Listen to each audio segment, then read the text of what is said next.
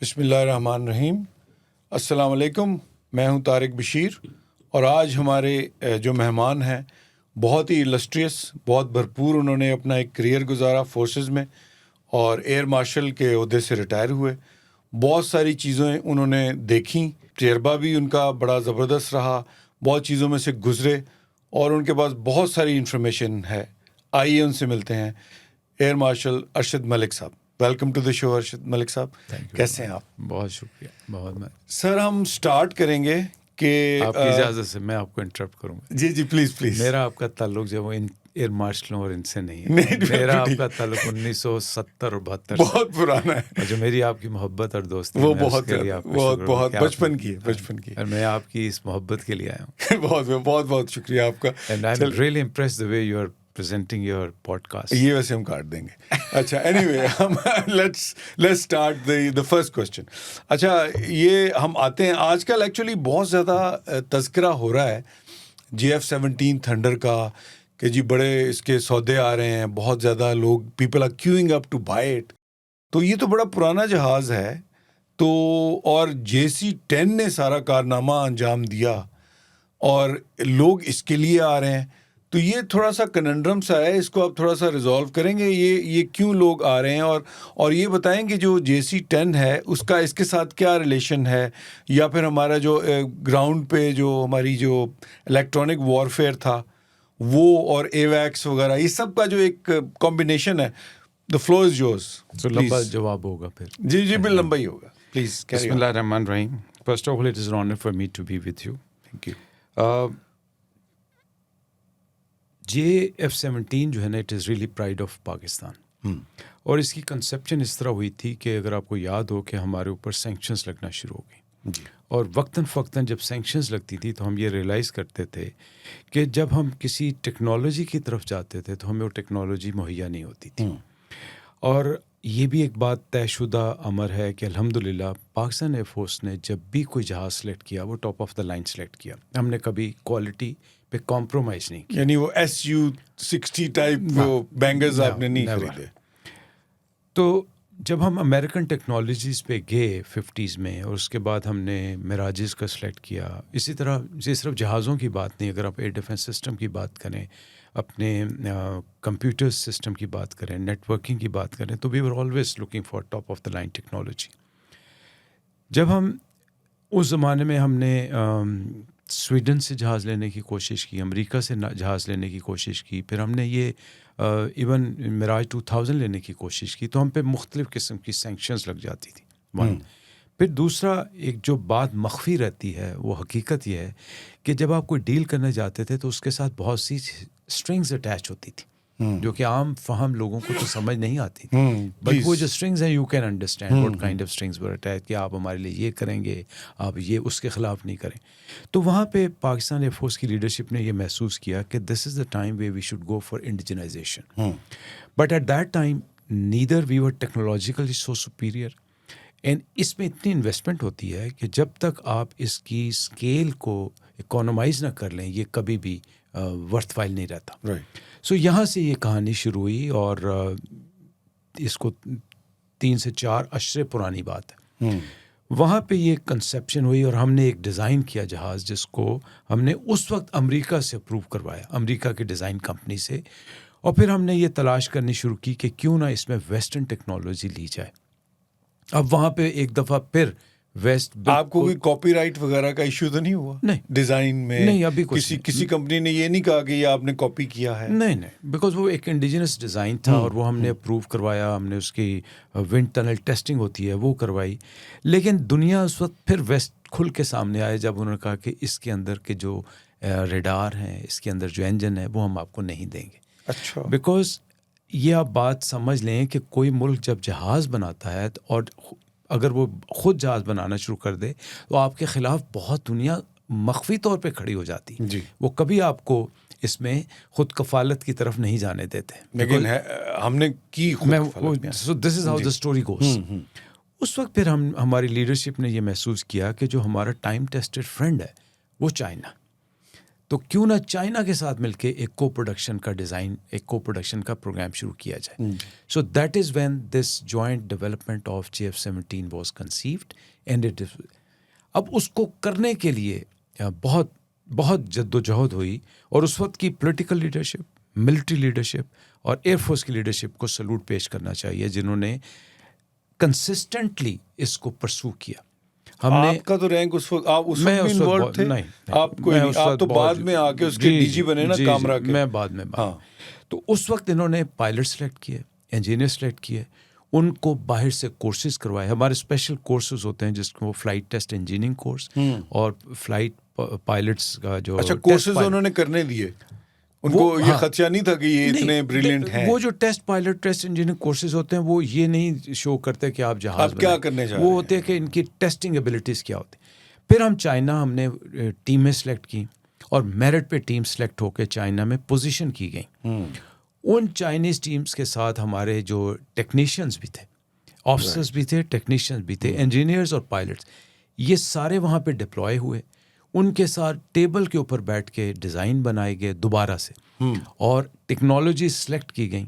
अच्छा, उस वक्त चाइना भी एवियोनिक्स में ख़ास तौर पे या इलेक्ट्रॉनिक्स में ख़ास तौर पे इतना आगे नहीं था. अच्छा, हम ज़्यादा आगे थे, हम नहीं कह सकते हैं? हम ये या हम भी नहीं थे? हम भी नहीं थे, लेकिन हमारा नॉलेज था. और उसकी वजह क्या थी, मैंने भी आपको बताया. हम वेस्टर्न टेक्नोलॉजी को यूज़ वेस्टर्न करते टेक्नोलॉजी यूज़ कर रहे थे, आप फ्रेंच टेक्नोलॉजी यूज़ कर रहे थे, आप UK की टेक्नोलॉजी यूज़ कर रहे थे.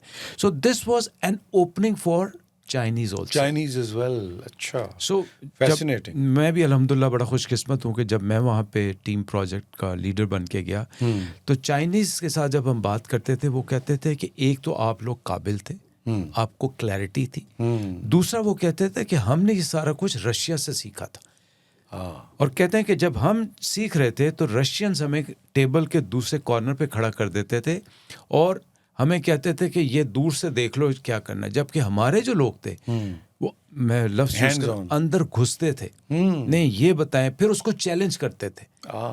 That is how this JF-17 was conceived. और जो आज आप JF-17 देख रहे हैं ब्लॉक 3, जिसके पीछे आपका सवाल था कि दुनिया क्यों है, ये उस जहाज से कई दर्जे आगे है. अच्छा, जब हमने कंसीव किया था हमने ये कहा था कि पाकिस्तान एयरफोर्स में एक वर्किंग हॉर्स, फ्लाइंग हॉर्स, जिसपे हमारे पायलट मैक्सिमम सिर्फ तरबियत ले सकें. अच्छा, क्योंकि जो हाई एंड टेक्नोलॉजी वो तो F-16 की थी ना? F-16, मिराज 2000, राफेल, क्रिप, वो हम अफोर्ड नहीं कर सकते. अच्छा, मिराज की रीबिल्ड फैक्ट्री के ऊपर भी बात करेंगे अभी थोड़ी देर में. ठीक है. तो दैट इज़ हाउ हमने JF-17 कंसीव किया और फिर हमने जो पहला ब्लॉक बनाया 50 जहाज़ों का बनाया. अच्छा, उस वक्त भी पाकिस्तान की लीडरशिप ने एक बहुत बड़ा फैसला किया. उन्होंने कहा कि ये जो JF-17 कुछ पार्ट्स इन चाइना में बनते हैं, कुछ पाकिस्तान में, जिसमें 46% एंड 54% ये पार्ट्स की डिस्ट्रीब्यूशन है. हमने कहा कि असेंबली जो होगी वो पाकिस्तान में होगी. उसके लिए फिर असेंबली प्लांट लगाया गया. फिर जो आपने पार्ट मैन्युफैक्चरिंग की टेक्नोलॉजी ली, उसके लिए आपने मशीनें इंपोर्ट की जो कि बहुत वेस्टर्न है, टोटल वेस्टर्न. अच्छा, फिर वो उसको आपने मतलब अपने कवर में भी लेके आए. अच्छा, you did not declare that what is the actual purpose. So that is when ये जो आपने कस्टमाइज भी किया उनको अपने लिए. वो मैं उस तरफ आ रहा था कि फिर ये वो वक्त है जिसमें पाकिस्तान एरोनॉटिकल कॉम्प्लेक्स एक मॉडर्न एक कॉम्प्लेक्स बन गया. अच्छा, पहले ये कॉम्प्लेक्स जो था, ये बात है कोई 10-20 साल पुरानी, 25 साल. ये वो बात है जिस वक्त हम मिराज रीबिल्ड करते थे, जिसके लिए हमने उस फैक्ट्री का नाम मिराज रीबिल्ड फैक्ट्री किया जी. उस वक्त हमारा जो फ्लाइंग हॉर्स था या वर्किंग हॉर्स था वो F-6 चाइनीज़ जहाज था. सो हमने F-6 रीबिल्ड फैक्ट्री बनाई. फिर हमने एवियोनिक्स रीबिल्ड फैक्ट्री बनाई. फिर अपने एयरक्राफ्ट मैन्युफैक्चरिंग फैक्ट्री, 4 फैक्ट्रियाँ बनाई. इन फैक्ट्रियों का मकसद ये था कि मेंटेनेंस की एक टर्मिनोलॉजी होती है, first level, second level, depot level. और डेपो लेवल जो होती है वो सबसे मुश्किल होती है, जिसमें आप न सिर्फ एक्सपर्टी लेते हैं बल्कि आप उसकी डेप्थ में जाके मेंटेन करते हैं. अच्छा. सो हमारे पास ये इंफ्रास्ट्रक्चर था. अब हमने उस इंफ्रास्ट्रक्चर को एक क्लाइमैक्स पे ले गए कि आपने JF-17 प्रोग्राम के लिए नया सेटअप बनाया. अब JF-17 ब्लॉक 1 बना. हम खुद उड़ा रहे थे, हमारे खुद इंजीनियर उसको इवैल्यूएट कर रहे थे. तो इसको कंटिन्यूसली आपने अपग्रेडेशन और R&D पे रख दिया, जिससे ब्लॉक 2 बना. जब ब्लॉक 2 बना, अब इस वक्त चाइनीज़ टेक्नोलॉजी भी टेक ऑफ कर गई थी। राइट। चाइनीज़ ने बहुत ज़्यादा R&D पे इन्वेस्ट कर दिया। So that is the time जब F-16 का हमारे पास ब्लॉक 52 आ चुका था, राफेल टेक्नोलॉजी इंट्रोड्यूस हो चुकी थी और ये इतनी एक्सपेंसिव थी। मैं खुद एक दफ़ा गया राफेल एवेल्यूएट करने, बहुत अच्छा जहाज़ था, अफोर्ड नहीं होता था। वहाँ से हमने ये फैसला किया कि JF-17 ब्लॉक 3 जो होगा उसमें वो तमाम तकनीकी सलाहियतें होंगी जो इस वक्त जो राफेल 4th या 4.5 generation aircraft. So this is how block 3 of JF-17 was developed, produced, manufactured, operated upon, and now you can conveniently call it is matchable to any modern fighter aircraft, and that is why ये इसका शोर उठना शुरू हो गया। और नहीं, और दुनिया का जो इंटरेस्ट क्रिएट हुआ है उसके अंदर, वो इस ऑपरेशन सिंदूर के बाद हुआ। तो इसका रोल है सिंदूर में? दो वजह। इसका तो J-10C जो थे वो थे ना, वो दे वो स्टेट ऑफ द आर्ट। जी। JF-17 में जो मैंने आपको बताया, एक जहाज़ में आजकल 2-3 चीज़ें एक आम आदमी के लिए ज़रूरी हैं। एक उसमें रडार किस काबिलियत का है, दूसरा उसके अंदर एयर टू एयर मिसाइल किस काबिलियत का है, तीसरा उसके अंदर EW क्या है। अल्हम्दुलिल्लाह EW इलेक्ट्रॉनिक वॉरफेयर, अच्छा, जैमिंग, एंटी जैमिंग टेक्निक्स, फिर इस वो वक्त एवैक्स में करते हैं आप? दैट्स स्वीडिश नहीं, प्लेन। वो अब उसके अंदर होती है, जहाज के अंदर आ रही हैं। हाँ, अब okay. ये मैं 3 अब आ चीजें रही हैं। अब आ तो आज के दौर में आप इन 3 चीजों पे किसी भी जहाज को रेट करते हैं। राइट। आपके पास इस वक्त अल्हम्दुलिल्लाह जो ब्लॉक 3 में रडार है, टॉप ऑफ द लाइन वही रडार है जो कि राफेल में है, वही रडार है जो कि यूरोफाइटर में है। अच्छा। मैचेबल और इवन बेटर। और उसकी मैंने सुना है कि नोज जो है J-10C की बड़ी लंबी है, so it has got a very good radar because of that. No. ये सही बात है? नहीं, अब मैं अगर पहली हाँ, बात ना, पूरी please, 3 please, चीजें आप थी ना, अपने एक अल्फाज में मैंने बताया रेडार जो कि JF-17 में, ठीक। दूसरा BVR मिसाइल जो कि लॉन्ग रेंज BVR मिसाइल है, वो अच्छा रडार होगा, उसकी रेंज बढ़ेगी, उसकी इंटीग्रेशन बढ़े, तो वो दूसरा आपके पास आ गया। तीसरा जो मैं इलेक्ट्रॉनिक वॉरफेयर कह रहा था, वो सेल्फ प्रोटेक्शन के लिए होते हैं, उसके ऊपर जैमर्स लग जाते हैं, सेल्फ प्रोटेक्शन डिवाइसेस। तो ये तीनों चीज़ें आज ब्लॉक 17 JF-17 ब्लॉक 3 में मौजूद हैं। अच्छा। अब J-10 के चलते हैं। JF-17 जब हमने कंसीव किया था, मैंने आपको बताया था कि मिड टाइप था, Gen 3 टाइप था। आज अल्हम्दुलिल्लाह Gen 4.5 पे, लेकिन इसमें अभी भी लिमिटेशन है वेपन लोड कैरी करने की, बिकॉज ये इतना भारी जहाज़ नहीं है। फिर इसमें सिंगल इंजन है, उस इंजन में उतनी पावर नहीं है जो कि बहुत बड़े जहाज़ों में होती है। और वो बड़े जहाज़ कौन से हैं? वो J-10C की कैटेगरी में आते हैं। ओके। सो J-10C की नोज़ या JF-17 की नोज़ के अंदर रडार की कोन होती है, जो रडार का सिस्टम होता है, प्रोसेसिंग, उसके 2 तरीके होते हैं। उसकी कूलिंग के लिए उसकी नोज़ इस तरह बनाई जाती है कि रडार हाउस हो जाए, उसकी रेंज कॉम्प्रोमाइज़ ना हो और उसकी कूलिंग कॉम्प्रोमाइज़ ना हो।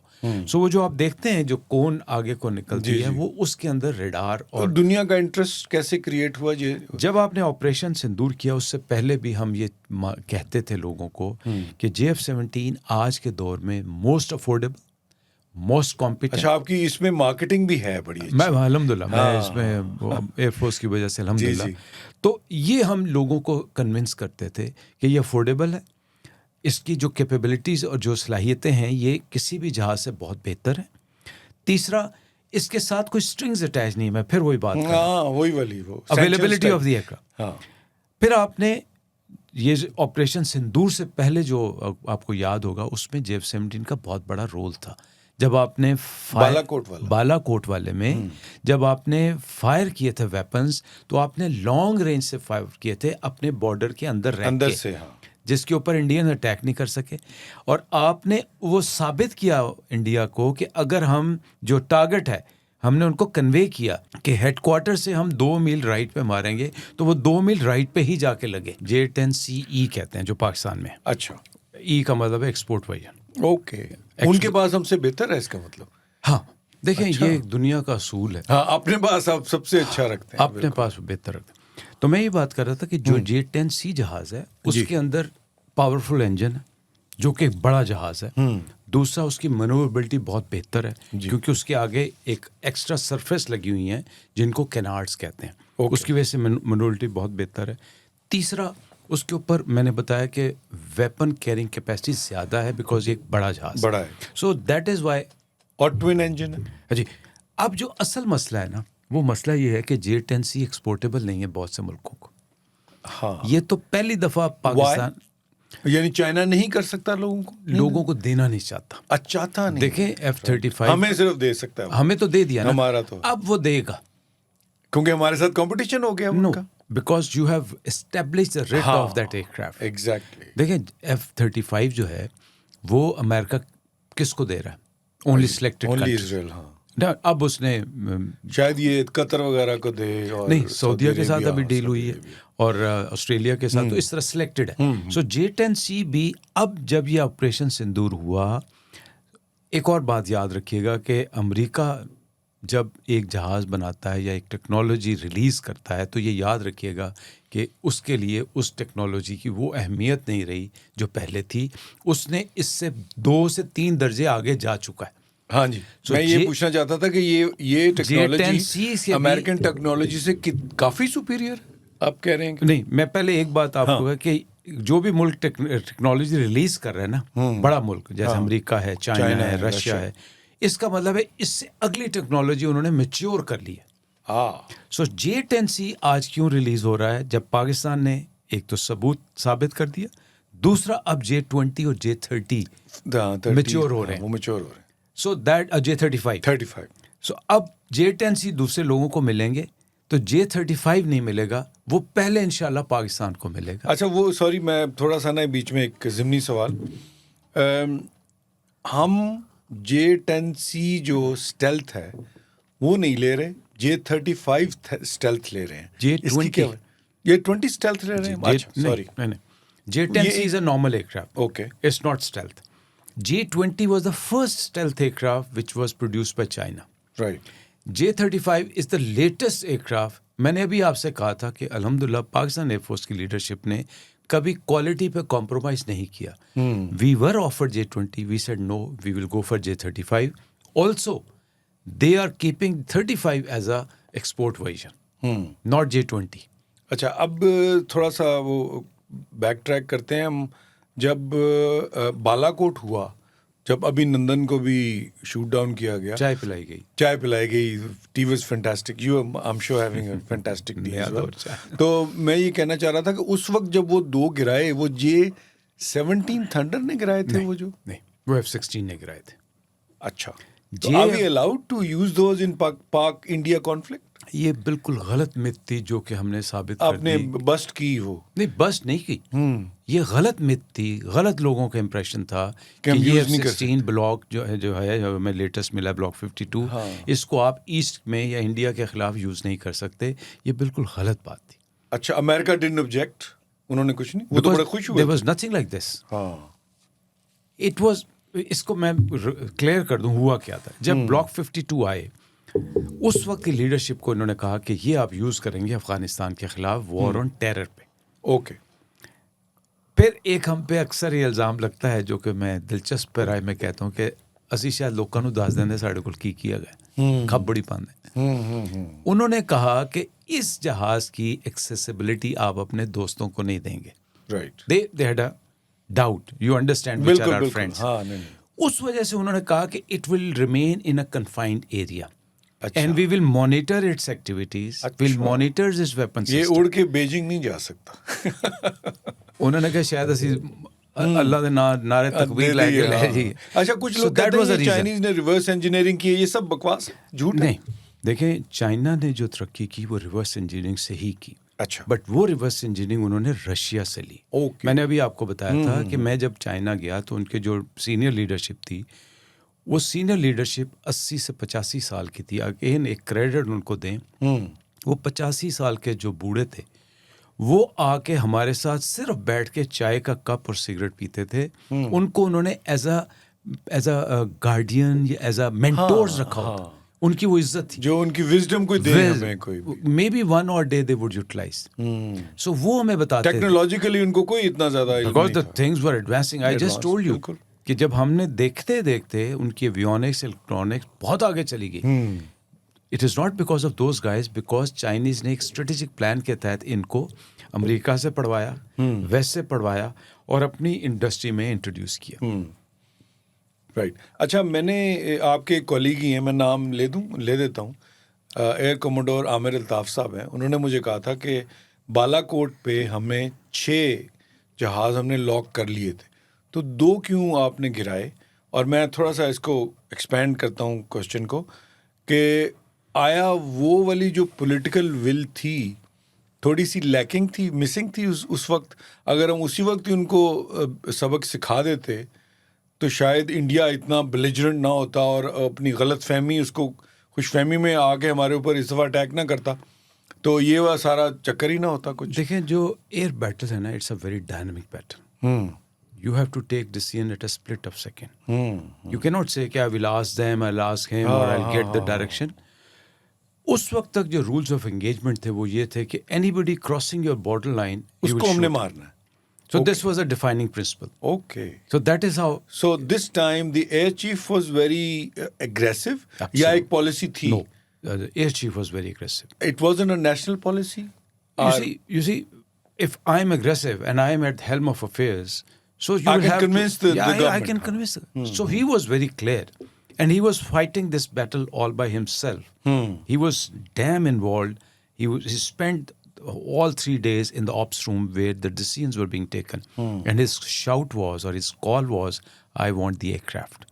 I want Rafales," he I said. want Rafale." Yeah. And then he said, "I don't want whether anybody who is making a dangerous move to Pakistan territory, Pakistan asset, just shoot him. Don't ask me." अच्छा, इसमें आपसे एक दफ़ा बात हुई थी तो आपने कहा था कि उनका एक वाइस एयर चीफ था, वो जब मोदी से मिलने गया तो ही पॉइंट ब्लैंक सेड के सर हम नहीं ये कर सकते आफ्टर पहलगाम, तो आप ये ना करें। तो लेकिन उनका जो चीफ था, जो सरदार जी हैं, उन्होंने कहा जी, वो बड़े सबमिसिव थे, उन्होंने कहा जी कोशिश कर लेंगे। एंड ही सेड के रफाल अभी रेडी नहीं है। What did you mean by that? जब आप एयरक्राफ्ट इंडक्ट करते हैं तो एक तो इंडक्शन का प्रोसेस है, it takes years. It does not take like हमने फैसला किया, साइन किया जी कल जहाज आ जाएंगे, ऐसा नहीं होता। It's a process where you evaluate, you make a system, आप मेंटेनेंस सिस्टम स्टडी करते हैं, आप सप्लाई सिस्टम स्टडी करते हैं, आप अपने सेटअप को एडजस्ट करते हैं, and then you induct the aircraft. जब अल्हम्दुलिल्लाह मैं ऐसे एक माजी की बात बताता हूँ, जब हम F-16 लेने गए पहली दफ़ा, तो अल्हम्दुलिल्लाह हमारे पायलट की कॉम्पिटेंस ये थी कि एक डिफाइंड सिलेबस होता है जिसमें आप जहाज़ उड़ाते हैं और उसकी सलाहियतों को काबू में लाते हैं। तो हमारे यहाँ यूजुअली ग्रेड करते हैं आप 12 से 13 मिशन में आपको इजाज़त होती है कि इसमें हम आपको सिखाएंगे, उसके बाद आप अकेले जहाज़ लेके जाएंगे। अल्हम्दुलिल्लाह जो पाकिस्तान के पायलट्स थे, उनको 6ठे मिशन में अमेरिकन ने कहा कि you are capable enough to take this aircraft single है। We don't want to accompany you. We don't in want the to cockpit. teach you more. अच्छा, teach you anymore. अच्छा। इसी तरह जब हमने अल्हम्दुलिल्लाह J-10C लिए, which was a modern aircraft, which is a modern aircraft and as a complex machine. आजकल का जहाज बहुत कॉम्प्लेक्स है because it all involves avionics. AI भी है अब तो।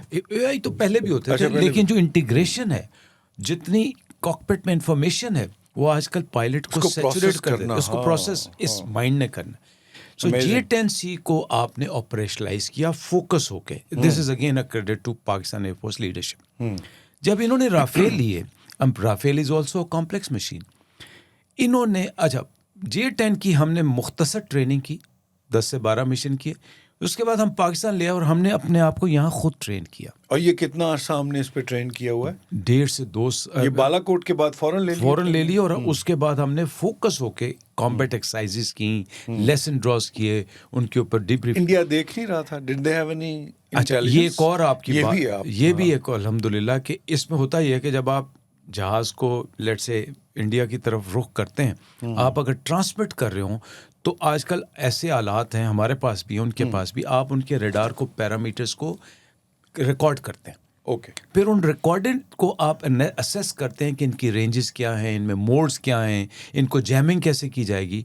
तो अल्हम्दुलिल्लाह हमारी लीडरशिप ने ये फैसला किया कि कोई J-10C ऐसा मनूवर नहीं करेगा जिसमें वो उस तरफ मुंह करके अपनी ट्रांसमिशन करे। अच्छा। So they actually could not assess what is the वो true assess नहीं कर capability. सकेगा आपकी कैपेबिलिटी क्या है। अब जब आप बात कर रहे थे कि राफेल के बारे में जो मैंने स्टेटमेंट दी थी वो ये था कि इन्होंने राफेल को ऑपरेशनलाइज किया, बच्चों की अपने को ट्रेनिंग कराई फ्रांस में जाके। ओके। जब वापस आए तो इन्होंने उस तरह से फोकस ट्रेनिंग नहीं की। मोदी ने एक बड़ लगाई हुई थी कि मेरे पास राफेल आ गए, राफेल आ गए तो ऐसे फटियां पन देंगे। हाँ। फटियां ऐसे नहीं बननी जाती। फटियां बनने के लिए you have to train yourself. So vice chief of air force जो इंडिया का था, उसने जाके अपनी लीडरशिप को कहा, I think we are not operationally ready to employ this aircraft. Right. So that even 4 साल बाद, क्योंकि उनको बालाकोट के फौरन बाद राफेल मिल गए मोदी जी को, तो 2 से 2.5 साल वो नहीं कर सके। And that is what was displayed during this scenario also. One, as you pointed out, intelligence failure, the true combat potential of J-10C and the will to, more than that, the air missile। अच्छा, वो PL-15 जो है जी, उसकी भी ये जो इनको उसका भी नहीं पता था, बट वो एग्जैक्ट रेंज नहीं थी पता। दे वर सो उसमें भी वो मार खा गए। उन्होंने अपनी रेंज उतनी रखी थी, इन्होंने उनको शूट डाउन कर दिया। सो ये वो स्टेटमेंट थी जिसके ऊपर अब आज ये बगलें बजा रहे हैं कि जी हमारे जहाज तो गिरे नहीं। फिर मेहरबानी चाचा ट्रम्प की जो कहता है एन जहाज तो अड्डे नहीं। अच्छा, वो दूसरा ये बताएं कि इंडिया की क्या कैपेबिलिटी है? लेट्स थोड़ा सा इसको शॉर्ट ही रखें, बहुत ज़्यादा फैलाएं ना, लेकिन इंडिया हमारे मुकाबले में बहुत professional air force, good combat potential, Su series का मॉडर्न एयरक्राफ्ट उनके पास है, राफेल बहुत मॉडर्न एयरक्राफ्ट है, ब्राह्मोस की शक्ल में एक बहुत पोटेंट मिसाइल सिस्टम है, अवैक सिस्टम है, ड्रोन्स की टेक्नोलॉजी उनके पास इजराइल की बहुत मॉडर्न है। फिर इजराइल ने उनको एम्प्लॉयमेंट स्ट्रेटजी तक डिक्टेट करके बताई हुई है। तो इस लिहाज से, लेकिन वो जो अभी आपने एक लफ्ज़ यूज़ किया था, will to fight. Will to fight, अच्छा, बिकॉज हमारे जितनी नहीं है वो नहीं। अल्हम्दुलिल्लाह you have to pay tribute to your eagle shines. और हमारे जो इनके अंदर विल टू फाइट है, जो ये बच्चे कर। अब आपको एक और बात बताऊं, जो अभी इस दफ़ा अल्हम्दुलिल्लाह जो बच्चों ने कारनामे अंजाम दिए, they are squad leaders, majors, बड़े यंग बच्चे। हमारा जो जाता है एयर शोज में, स्क्वाड लीडर्स जाते हैं, जबकि जो बदकिस्मत तेजा था उसका एक विंग कमांडर बड़ा सीनियर विंग कमांडर था, तो वो अंडर प्रेशर आ गया। तो ये जो फाइटर फ्लाइंग है, it is not about only skill, it is not about only professional competence, but the heart as well.